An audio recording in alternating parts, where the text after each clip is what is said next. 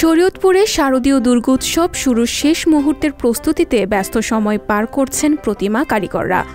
অধিকাংশ মণ্ডপে শেষ হয়েছে প্রতিমার নির্মাণ কাজ। শেষ মুহূর্তে রং তুলির আঁচড়ে সাজসজ্জা ও প্রতিমার সৌন্দর্য বর্ধনে ব্যস্ত সময় কাটছে শিল্পীদের। সনাতন ধর্মাবলম্বীদের সার্বজনীন শারদীয় দুর্গোৎসব শান্তিপূর্ণভাবে সম্পন্ন করতে পুলিশের বিভিন্ন ইউনিট মাঠে থাকবে বলে জানিয়েছেন পুলিশ সুপার।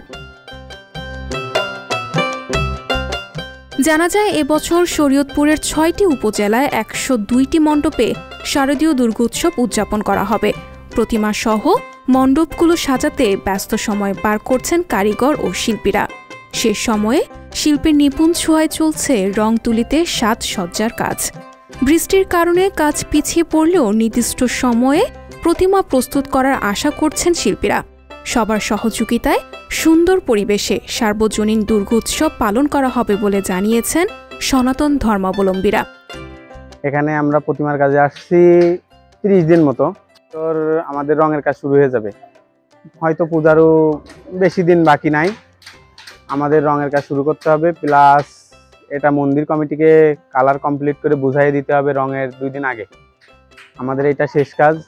মায়ের নতুন রূপে আগমন করছি আমরা।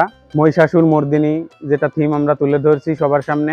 যথেষ্টভাবে মন দিয়ে চেষ্টা করতেছি যে আমাদের মাকে নতুন রূপে সাজিয়ে নতুনভাবে আনার জন্য। আমরা এখানে 7 জন কাজ করতেছি, আর আমাদের টোটাল কমপ্লিট হতে লাগবে 10 দিন। আর এখানে আমরা কাজ করতেছি 3 মাস ধরে। দুর্গোৎসবে আসা সবার নিরাপত্তা নিশ্চিত করতে প্রতিটি মণ্ডপে সিসি ক্যামেরা স্থাপন করা হয়েছে। সব রাজনৈতিক দল, মত, শ্রেণী পেশা ও ছাত্র সমাজের সহযোগিতায় দুর্গোৎসব উদযাপন করা হবে।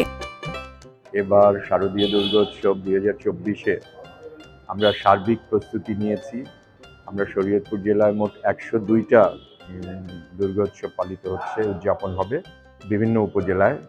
তো সকল উপজেলার পূজা মণ্ডপগুলোকেই আমরা কিছু কেন্দ্রীয় পূজা উদযাপন পরিষদের নির্দেশনার আলোকে আমরাও নির্দেশনা দিয়েছি। সকল রাজনৈতিক দল এবং ছাত্র সংগঠনের সাথে সমন্বয় সাধন করে নিরাপত্তা ব্যবস্থা আমরা নিশ্চিত করার বিষয়ে আমরা সিদ্ধান্ত নিয়েছি এবং সে অনুযায়ী কাজ করছি।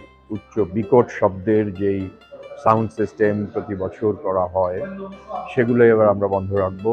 আমরা শুধুমাত্র ঢাক, ঢোল, কাশি এই মানে ধর্মীয় যেই বাদ্যযন্ত্রগুলো আছে সেগুলো আমরা প্রদর্শিত হবে, যেটা আমাদের আদি সংস্কৃতি সনাতনীদের। সেই সংস্কৃতির আলোকে ধর্মীয় ভাবগম্ভীর্যের সাথে এবং আনন্দমুখর পরিবেশে আমরা এবার শারদীয় দুর্গোৎসব পালন করছি। পূজা মণ্ডপে নিরাপত্তা নিশ্চিত করতে সব ধরনের প্রস্তুতি সম্পন্ন করা হয়েছে বলে জানিয়েছেন পুলিশ সুপার। এই শরীয়তপুর জেলায় সর্বমোট 102টি পূজা মণ্ডপ রয়েছে, যেখানে হিন্দু ধর্মীয় লোকেরা তারা পূজা উদযাপন করবেন। পূজা যাতে নির্বিঘ্নে এবং শান্তিপূর্ণভাবে উদযাপিত হয়, এই জন্য জেলা পুলিশ শরীয়তপুরের পক্ষ থেকে নিরাপত্তা ব্যবস্থা গ্রহণ করা হবে।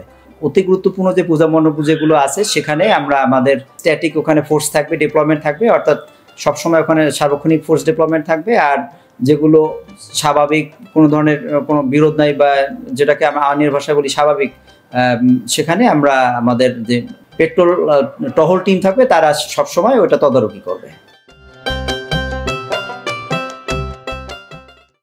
সংবাদ, ফিচার ও অনুষ্ঠানের জন্য ভিজিট করুন সংবাদ প্রকাশের ওয়েবসাইট এবং যুক্ত থাকুন ফেসবুক পেজ ও ইউটিউব চ্যানেলের সঙ্গে।